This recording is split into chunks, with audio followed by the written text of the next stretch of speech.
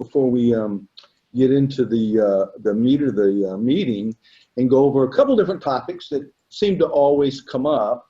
And so power and sample size seems to be something that I don't know, kind of people stomp their feet on all the time, and it's really not that big of a deal, because if it gets right down to it, you're doing your research on a sample from a larger population, and what you hope is that whatever you find in your research project actually has applications to the bigger population, to the populations in the future, et cetera, et cetera. So we refer to that as generalizability. And by the way, Word will not recognize that.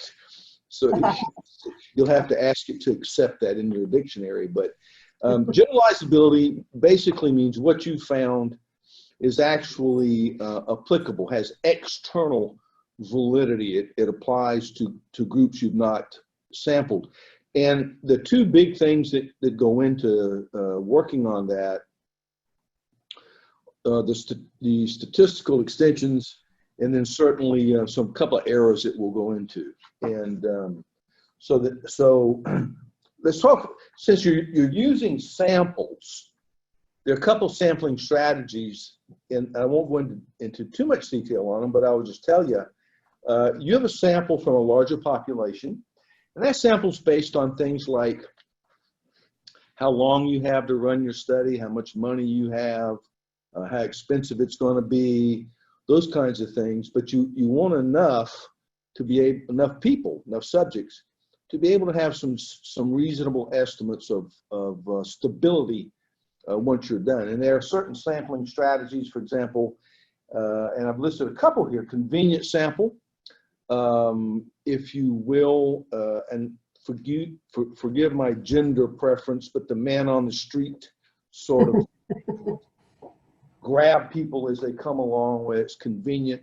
You might not sample on the weekends, you might not sample otherwise. It's just sort of a general purview.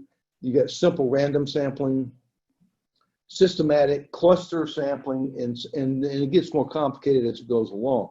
But the whole idea here is to try and reduce the bias in sampling, so that your sample that you're using really is, at some level, as best as you can determine, reflective of the giant population from whom they are drawn. And here's where the trick is that the conclusions that you make with your results are indeed accurate for the sample that you used. They're accurate for your sample. Unfortunately, that's really not what the whole thing's all about. What the whole thing's all about is whether or not the results from your sample are applicable to the larger population from whom they are drawn, either today, tomorrow, next week, across the country, otherwise. Whatever you do with your sample isn't a problem. The bias and the errors come generally whether or not that information is generalizable or applicable to other groups. And oftentimes you commit these errors and you don't even know it. And that's fine. It's a career killer. You commit a couple of errors, and we'll use that in our clinical trials class all day long and say, look what these people did. But I'll show you a couple ways to get around that. You might, they're too big, there are a couple different errors, but you might conclude that you didn't find a difference between group A and group B, or that the new drug was no better than the current drug, or the new therapy was no improvement over the older therapy. And that might not be true. You may find a clinically relevant difference, but not a statistically significant difference. And usually, for the most part, that's due to sample size. There are a lot of reasons that go behind that, but mostly that sample size, and I'll show you a picture in a little bit. I've only got about 5 slides or so, and I've got 8 slides so this won't take long. Then you might conclude, oh my golly, I found a difference. There's something here, it's magnificent, look what we found. What happens is that people will try and replicate that. And they'll come behind you and say, geez, this is incredible information. Let's go see if we can do it in our study. And nobody in the world can ever find the difference that you found, type 1 error. And the reasons behind that mostly are because of sampling bias, somehow or other. There are a lot of reasons behind that, but generally speaking, the way you sampled your data is an internal flaw. So let me just go into that just a little bit deeper. The two big errors that you're worried about are type 1 and type 2. A type 1 says you state that an effect was there, when in fact, you can never, ever replicate it. Now, let me point this out. You actually found it in your study, but you can never replicate it. That's a type 1 error because sampling bias, some weird reasons that go behind that. Oftentimes we can't explain it. A guy named Creasy years and years ago was looking at preterm birth prevention with the March of Dimes grant. He found, oh gosh, I can reduce preterm birth in half. And the March of Dimes jumped on that, and they committed millions of dollars to do the identical project all over the country. And nobody could ever, ever replicate his findings. So the March of Dimes says we're no longer funding any of this. The type 2 error is you state that there is no effect, when in fact there is one. Most of the time, not always, but most of the time, that's probably because you have a low sample size. And sample size reflects variability. And I'll show you a picture in a second, but it reflects a couple things that can impact on that. Okay, so this is a little bit of a dense table. The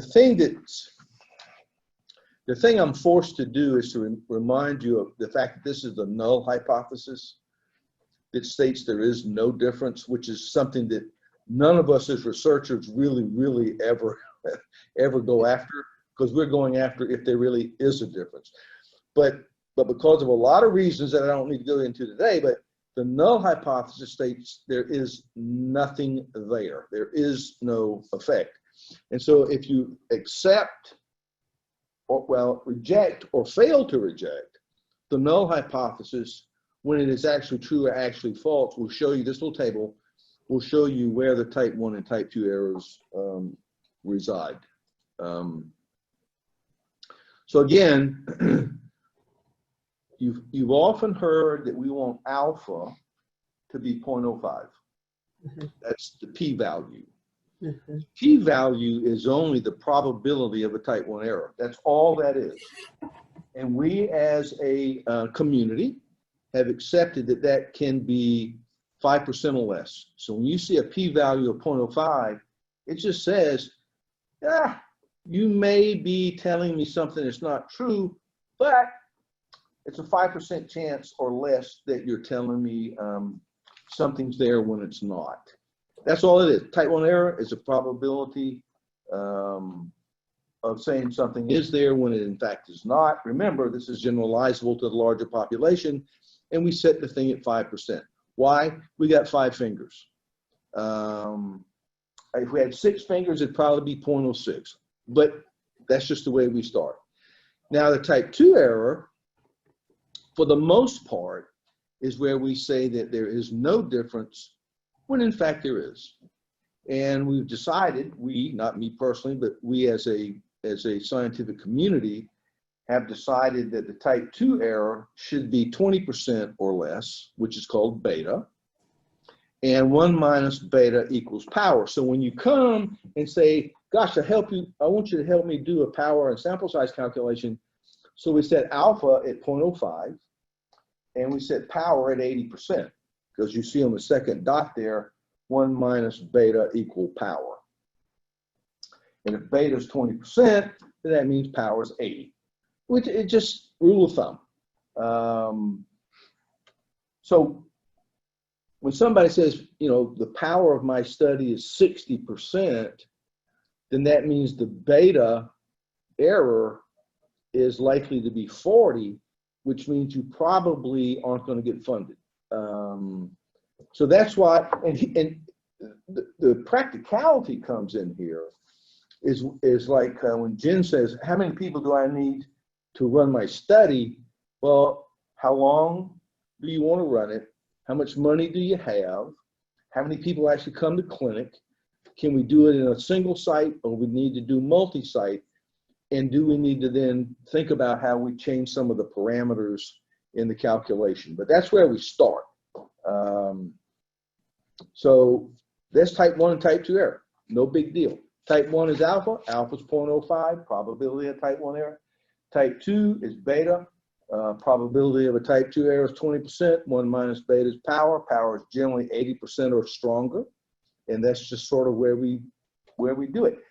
I can give you, if you want to play with this stuff, there's a free sample, it's a free web page called PS Power that you can download off the internet.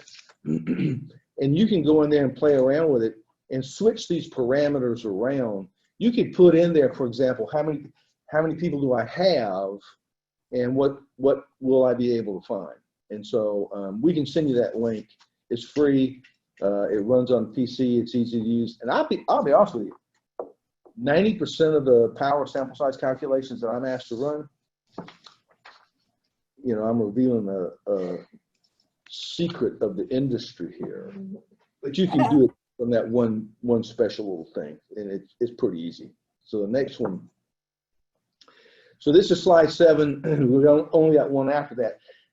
I want to give you an example here of really talking about type 2 errors in sample size. Standard deviation and variability determine the closeness by which your observations cluster. If you look at that yellow line, first of all, the 0 is the mean. So the yellow, the red, and the blue all have the exact same mean. Forget the green for a second. If you have a small sample size, then your distribution will look kind of like the yellow line. It'll be squatty. It'll still be the same mean. You know, the mean is one number that captures the entire group you're sampling. But the standard deviation and the ranges, even though the ranges are about the same, but the standard deviations are wide, which means the variability is big. Now, you increase your sample size a little bit, then you get that red line. Now, and I'll get to the green one in a second. And if you increase it even more, you get to the blue curve.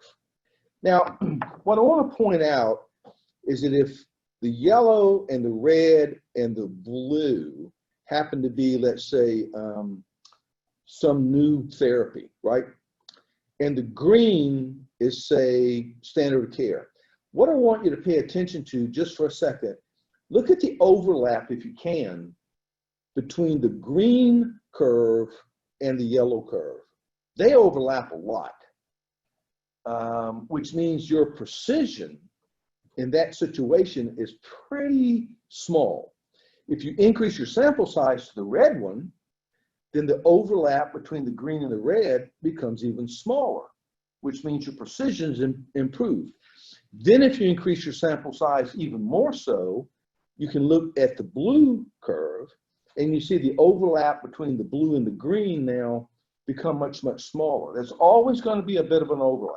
You have outliers and all kinds of reasons for that. But the notion is you want to try and decrease the amount of overlap so that you increase the precision of your estimates. And that's where sample size pretty much comes into play, amongst other things.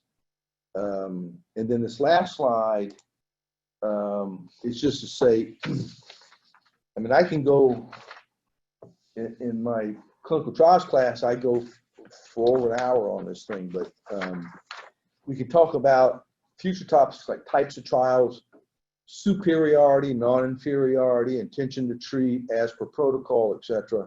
Then we're talking about sensitivities and specificities if you're trying a new test. And we can look at some basic analytics, and what the heck is a t-test, and or what the heck is a chi-square, and try and get that to where people aren't so intimidated by it. So let us know if you want to do that. So let me ask the group on the phone right now. Has this explanation been at all helpful? Has it been too stupid? Do I need to go into greater depth, or did you learn a little something? Because this is new for us too, and it's helping me to understand. So, Mary, I'm not talking to you. You know more about this than I do. But is this helpful at all? So this is Jen. For me, it was just stupid enough. It was just right. I really don't have any background in this. And my only background is self-taught, which is minimal and shaky. So I feel like this was this will allow me to continue to learn more. And I'll probably, and I also appreciate that that it was kind of short and sweet, that there weren't a lot of slides and they were focused. I'll return to those. So for me, it was just what I needed. You made a complicated topic understandable in a way that most people could understand, which I think was really powerful. Thank you. Yeah, the team here they have to occasionally pat me on the shoulder and say, whoa, wait a minute. These are not all one studies. We just want people to understand concepts. So I appreciate that comment very much. The one comment I would make is on convenience sampling. I often tell people there's two different kinds of convenience sampling. One is just sort of, you don't have any purpose to it at all. You just select anybody who happens to fit your criteria for the survey or whatever you're trying to learn. The other is a purposeful sample where you have certain people you want to target. They're still in a convenient situation, but it's more purposeful. Well, thank you. I could not agree more. And thinking about the PBRN, where they don't have the privilege of looking at the entire population that they serve, and then go and select individuals who meet certain entry criteria. But yet, and we've done this before, and I know you have too, it's like, okay, if I'm going to a busy practice, I may say, we'll run this study for, I don't know, I'm just gonna pick a number out of the air, 2 weeks. Can you suffer me a survey for 2 weeks? And I promise after 2 weeks we'll quit. And then you have the support staff that'll say, oh, okay, fine, 2 weeks I can handle that.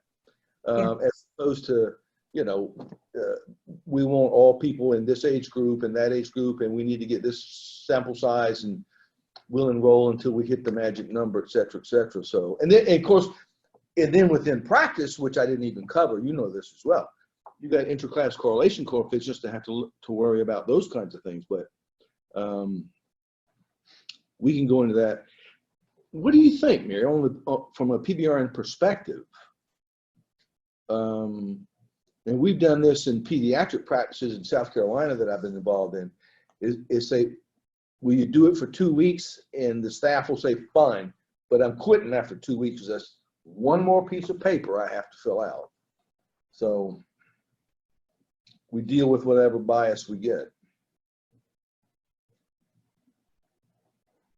I hear you. You're right on spot. Okay, thank you. Thank you, Dr. Hulsey, for that presentation. If any of you have any suggestions for future topics, just email me and we